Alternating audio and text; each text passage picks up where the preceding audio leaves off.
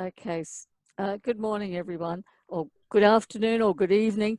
Our guest this morning is Dr. Susan Barnes, who is also a medium as well as being an academic, which is a lovely combination.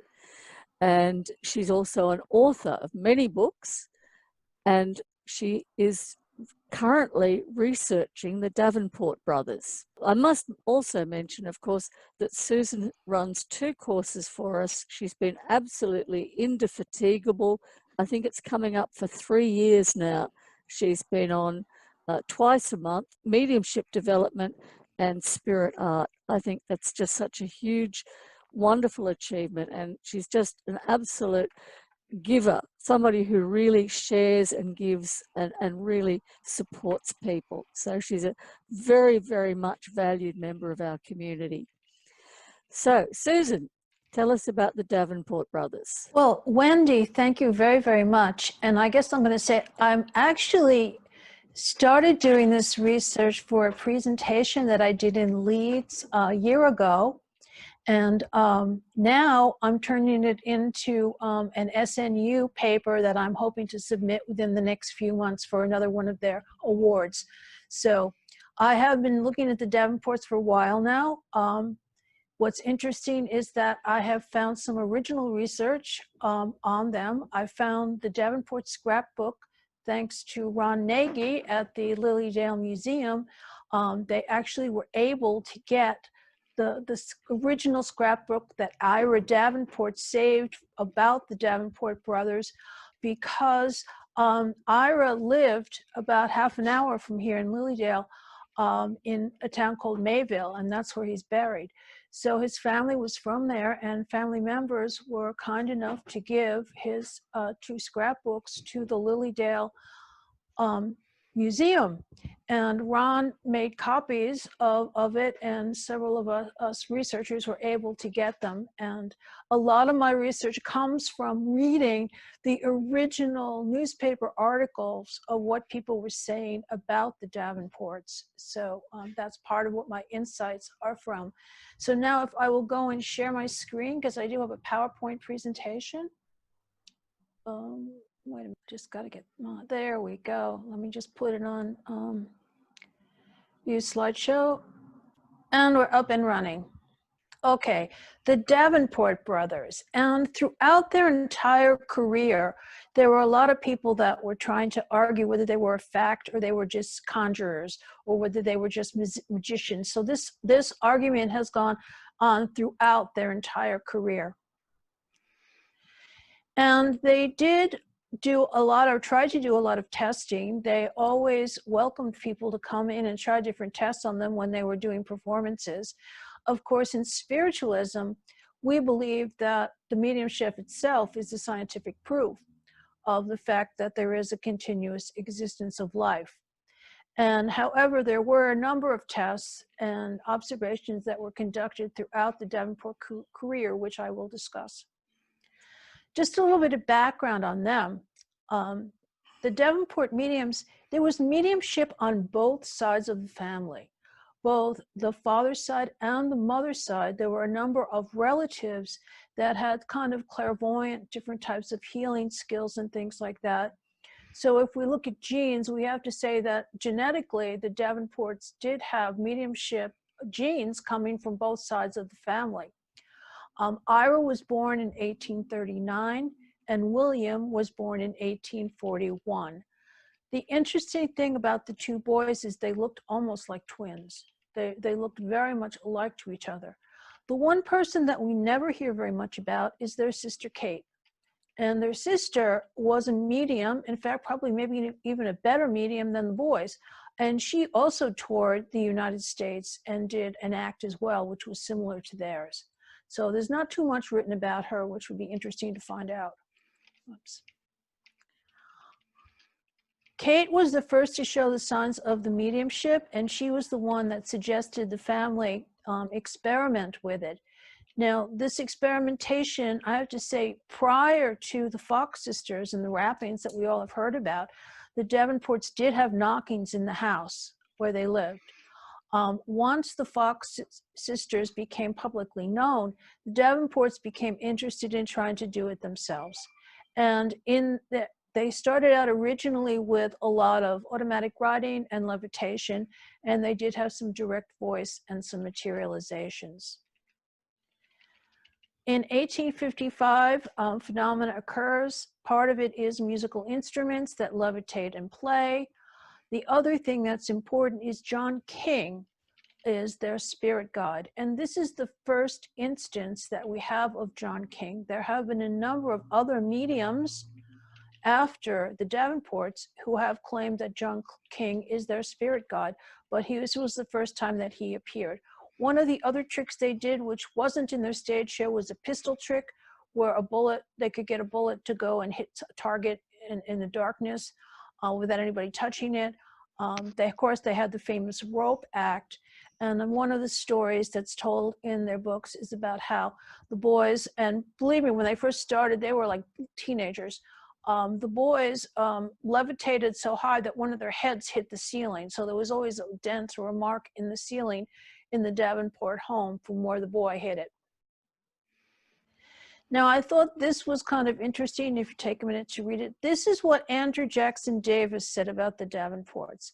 The Davenports were seen by a lot of very, very famous and well-known mediums and people of the day.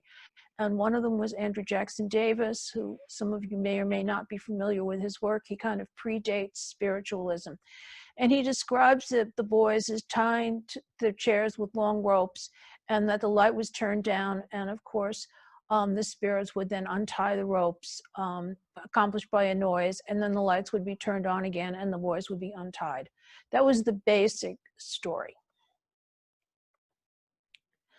The phenomena they produced: levitation, automatic writing, rapping and table tipping, the spirit guns firing, materialized arms. The spectral arms is a unique feature from the Davenports, flying trumpets, and direct voice. And the direct voice originally was that of John King, their spirit guide.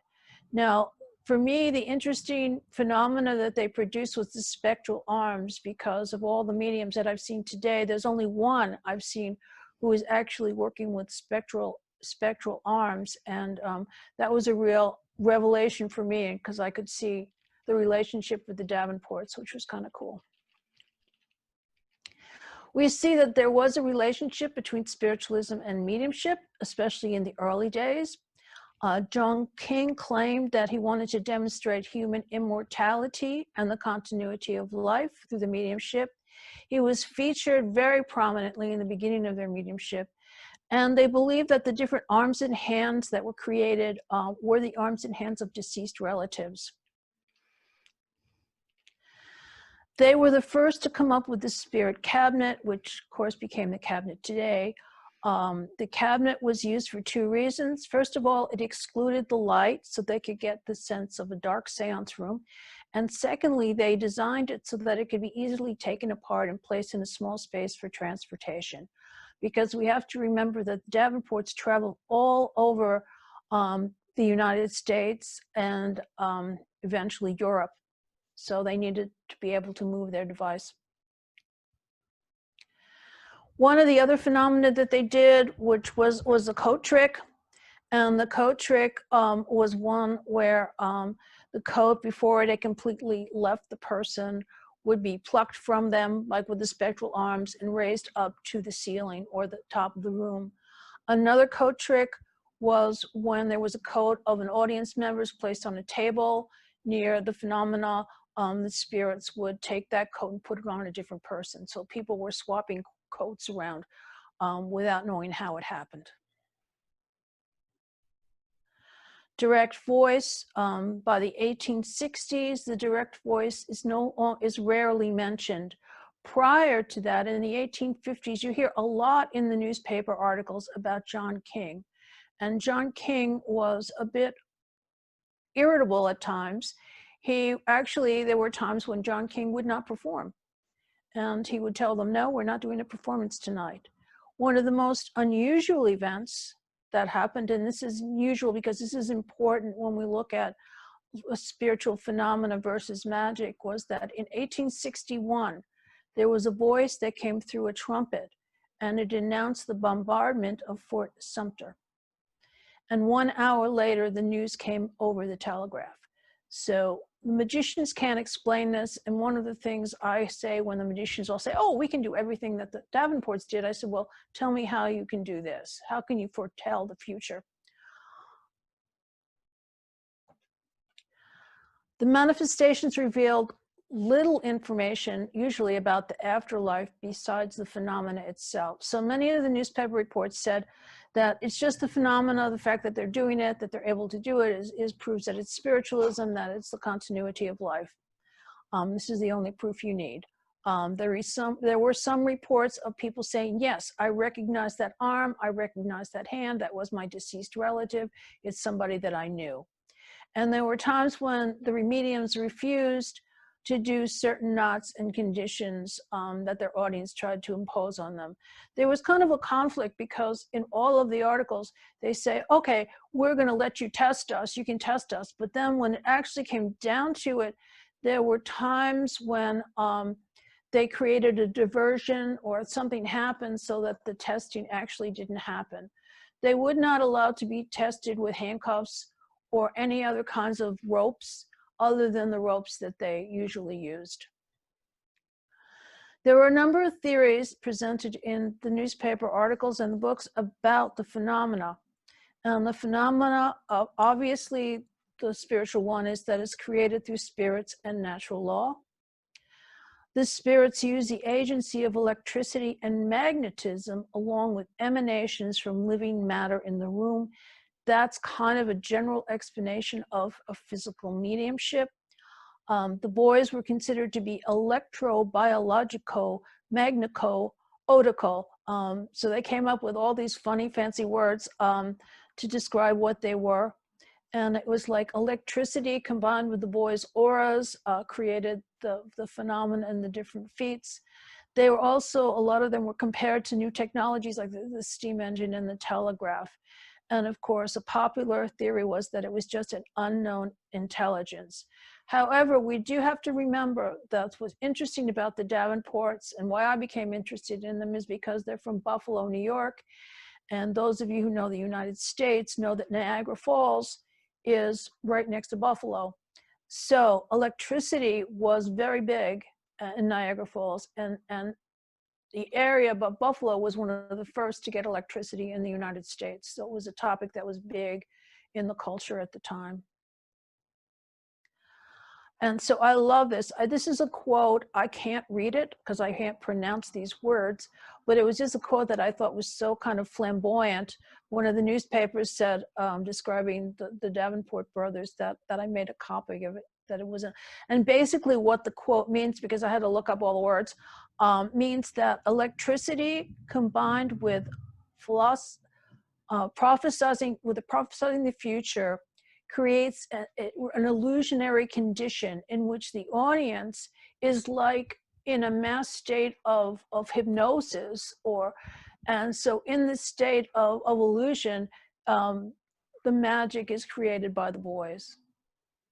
So yeah, so simply stated, they're arguing that the Davenports were illusionists, that the whole audience could become mesmerized by what they were doing and their act. The rope testing. There were a lot of tests, a variety of different tests for the ropes. The ropes were tied and sealed with wax, lampblack, tar, and grease. One of the ideas behind this, and sometimes the audience members, and you should know that in every performance later on, they would always have two audience members that would come and tie them and would kind of overview the whole performance to talk about how it was accurate and real. So there were some pretty prominent people who testified to the fact that the Davenport performances were authentic. So one of them was to put lamp black on the ropes where the boys couldn't see it, so that if they used their hands to untie the ropes, the black would be on their hands and the audience members would be able to see it. Another trick was to place flour in their hands. So they would put flour in their hands, then they would tie them up. And the idea behind this was that if their hands moved during any of the performances, the flour would be released. The boys were also placed in boxes. And they had, as I said, they always had two very respectable audience members come up and testify to the truth of what was happening. The sack test was another test that someone tried to do on them. The boys were tied to chairs. A sack was placed over them. The sack was nailed to the floor, and they were waiting for the ropes to untie, and the ropes did untie. So they couldn't figure it out. One of the big places that they tested the Davenports was at a place called Cooper Institute, which today is called the Cooper Union in New York. It still exists. It's an art school. And there were numerous tests conducted there over a series of evenings. And they also tested the Davenport's sister there. She demonstrated as well. Now, Nicholas, who wrote one of the books on the Davenports, proposed two theories. First, that the Davenports were simply magicians. Second, the manifestations were genuine and created by an unknown intelligence. So these were the two different theories that were going on. And of course, if you were a spiritualist, you're going to believe the second one. If you weren't, if you were a naysayer, you're going to believe the first. They successfully toured the United States, mostly in the Midwest and in the East. They did go to Europe during the Civil War. So Civil War years, they were all over Europe. And throughout their careers, even in the United States, I mean, they were arrested a number of times in the United States for various different things. And I don't believe they were completely arrested in England, but there was a lot of conflict about them over there. And they really brought out outrage, criticism, and hostility. I mean, downright hostility came from them. Their success in London, which they were successful there, was overshadowed by fiascos in Liverpool, Huddersfield, and Leeds. And so it was very interesting for me to do this presentation in Leeds because they still remember the Davenports and what happened there. And what happened basically was that in Liverpool, somebody tried to do a knot called the Tom's Fool knot on the boys, because they say, well, come and test us, you know, tie the knots up yourself.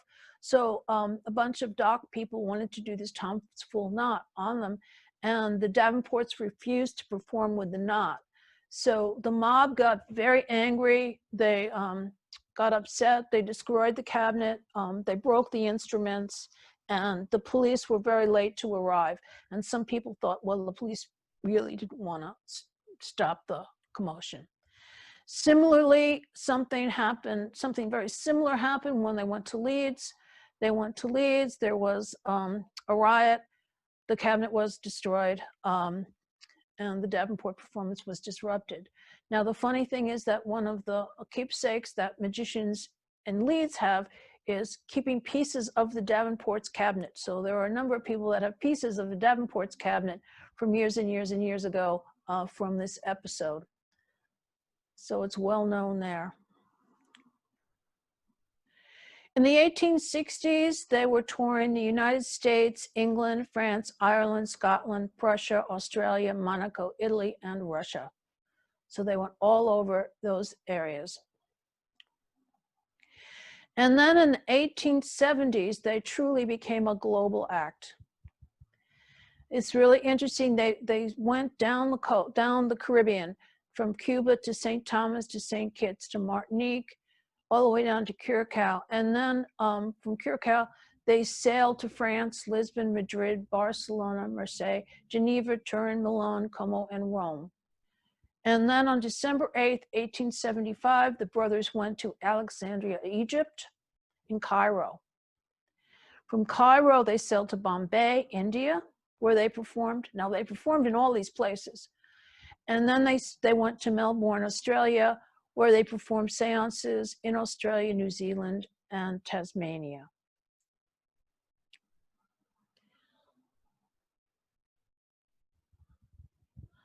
Now, there were a number of people that claimed the Davenports were frauds. They were detected as making strange manifestations and that they weren't genuine. Of course, Houdini claimed that Ira Davenport admitted his performance would be credited to manual dexterity rather than the spirits. Houdini came to visit Ira when he was living in Mayville in his retirement and claimed that Ira admitted that a lot of the work he did was magic. Of course, Houdini's claims are a little bit suspect. So were the Davenports conjurers. Now here are some of the theories about how they were conjurers. They did not need to get rid of the flower in their hands because they could untie the knots with their thumbs.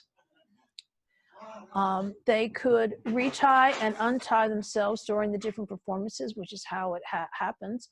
But then a manufacturer of conjuring devices claimed that he couldn't figure out how they did it, so that the phenomena had to be true. It is claimed that Mr. Ira Davenport Sr. invented this elaborated rope tying trick, which he heard, I believe, from someone from like India. And the magician Robert Houdin stated that the ropes used by the Davenports are cotton fiber, and they present, therefore, smooth surfaces adapted to slip easily from one another. And it should be noted that the Davenports would not allow people to tie them with ropes other than the ropes that they used, because people tried to do that and they refused. The demonstrations such as the Davenports were designed originally to try to prove the continuity of life. That was the intention of their spirit guide, and most of the newspaper articles associated them all with spiritualism. The deceased loved ones is considered to be scientific proof, and of course it was set on principles of a belief in God and the natural law. That's how this all occurred. To demonstrate the concept of personal responsibility, a concept of spiritualism, the brothers accepted numerous challenges and asked respected members of the audience to witness their manifestations. They would usually ask, like a leading political figure to do it. However, I would note that sometimes some of the distinguished people that they had doing it were friends of theirs. And they did more, though, than anyone else to familiarize England with the concepts of spiritualism. And I would say the whole world. There are people who have also written about the Davenports in terms of their theatrical act and how they actually were one of the first global acts to exist in the history of entertainment. My theory on them is that the Davenports were mixed mediums. And what I mean by mixed mediums is that they both produce genuine phenomena, and they also sometimes would conjure different things. They were the first ones to be what I call mixed mediums, and they can combine the mediumship with different types of theatrical effects. Now you're going to say, why do I say this? I say, when I looked at the I took a look at the first newspaper article describing their act and the last newspaper article I could find describing their act, and found some very serious differences between the two, which go beyond just the fact that an act changes and progresses. And some of the differences, of course, were the role of John King. John King totally disappears from their act in the middle of the 1860s. Now, what's interesting is I did find him occurring because in addition to the theatrical performances that they would do, they would also do private seances at many of the halls where they presented. So in the private seances, I heard John King did appear and did come back, but not in the public ones. Now, another question to be looked at on the Davenports is the role of Professor Fay, who traveled with them to Europe and Asia and all over. And what's interesting is that starting in the 1860s, I found another reference to Professor Fay and the Dark Seance. So in the Australian account, which was the last one I found of their act, the act was deliberately broken into two sections.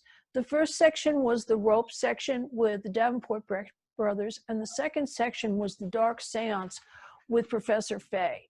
So now the role of Professor Fay is really questionable. And of course, the question as a medium I have is, how can it all be real? I mean, no one's ever said Fay was a medium. I mean, the Davenports obviously had a tremendous amount of mediumship skills, but no one has talked about Fay. So I don't see how they could just turn half the act over to Fay if he wasn't truly a medium. The use of direct voice is no longer there. And unsuccessful seances, I mean, this to me is an indicator of when somebody's being real and when somebody's not. Because we know that someone who's going to do a seance cannot guarantee that the seance is going to work. In the beginning, there were a lot of unsuccessful seances because of John King for various reasons. Towards the end, you never hear about unsuccessful seances. So it tells me that probably if things weren't going too well, they may have resorted to tricks. And there have been famous mediums who have said that, hey, you know, if you don't catch me, I'm going to play a trick on you. It seems like it could be a combination of the two. Although I do think there are some things that the magicians can't explain. I mean, they may be able to tie and untie themselves with ropes, but the spectral arms, now the arms were of different sizes and shapes, so it wasn't the arms of the Davenports. We see the change occurred around 1864. And also at that time, this is really interesting to note, there were no more mentions of spiritualism. About that time, the act really just becomes an act. There's no relationship to spiritualism. Prior in the 1850s, the Davenports used to perform at different spiritualist camps and were associated with it, but after that, they weren't. In fact, in one of the newspaper clippings, the Davenports denied that what they were doing had anything to do with spiritualism. They said that it was an occult power. And we see that the act splits around in the 1860s between the rope trick and the dark seance. We see that many, many respectable persons have attested to the reality of their spirit communication. And I would say one of the things they had in their scrapbooks, which was very interesting, was they had a list of all the famous people that they met. And they did meet with Abraham Lincoln in the White House. They also met with John Wilkes Booth. They met with some royalty, of course, in Europe, and some famous writers, Victor Hugo, people like that. Some conjurers recreated some of their feats, but I have to say that this was done later on after their act, towards the end of their act. It wasn't in the beginning. And when I've seen the magicians, because I did when we were in Leeds, we had a bunch of magicians there that were kind of saying, oh yeah, these are the tricks you do, this is how you do it. I realized that some of the tricks they were telling me required different kinds of audio devices which didn't exist at the time when the Davenports first started. So viewing them as the first mixed mediums is one way to solve the dilemma of whether it's true or whether it's false. So I do think that they were very, very talented mediums. However, when you take a show on the road, like they did to so many places around the world, in order for every show to be a success, they probably did have to resort to some tricks somewhere along the line. And my sources that I use, just to let you know in case you're interested in the Davenports, the best book that I think on the Davenports is Pascal Beverly Randolph's book, which was written under the name of Anonymous. He wrote it in the 1800s. He wrote it based on his conversations with Ira Davenport Sr. There's a lot of very, very detailed information about the Davenports and their work in this. But again, it only goes up to the mid-1860s. The other work that I looked at was their scrapbooks, and the scrapbooks, again, only go up to the mid-1860s. There's nothing of them from the European work or from the Australian work. I was fortunate enough to meet some Australian researchers here in Lilydale, and they were kind enough to send me some of the articles of the Davenports from Melbourne. So I was able to include them in my work. This is Ira Davenport's grave in Mayville, New York. He's buried in Mayville. And of course, William is buried in Australia. Some of you may or may not have seen his grave. Again, what does it mean to us today? Seances do not always work. They're not predictable. Seances need to have a spiritual element to them. And when I say, let me go back one step. When I say they're not predictable, and I'm not going to use any names on anyone, but there was a medium that came to Lilydale who advertised in his description that he was going to produce apports for everyone who came to his seance. You can't predict that. If he's doing that, you know it has to be a trick because spirit doesn't work that way. And many seances that I've seen with some people, there's been no spiritual element to them. I mean, it's been, okay, here's the ectoplasm. Now I'm going to play with the ectoplasm. Now I'm going to put the ectoplasm on somebody's head. And it's just by rote. It's not really believable. But then on the other hand, I've been in seances where I've been so moved that I actually couldn't even talk because of the power of the spirit presence and the power of the spirit in the room. So that's one thing to look for. And also seances need a medium. And this came up because I do question Faye's role in the Davenport Act, because nowhere in anything I've ever read does anyone ever call him a medium. So I don't know why they turned the act over to him. I would say one other thing. They did try, after William had passed, they did try to revive the act in 1870s, and it didn't work. It didn't work. I forget, I think it was Faye and Ira tried to do it without William, and the act just didn't come together. So we see when we're looking at mediumship, there's no guarantees, and we do need to look at it with, you know, a little bit of skepticism. I mean, I don't always believe everything everyone's doing. I mean, it's pretty amazing when the magicians start to tell me the things they can do. I'm really flabbergasted. I mean, I'm really surprised at the types of things that they can get away with. But I think the key thing when we're doing it is really feeling the sense of spirit and feeling the sense that there is spiritual awareness, or when a medium will bring through a deceased loved one. That's very powerful in any kind of physical seance. So with that, maybe a little food for thought, I hope. Thank you.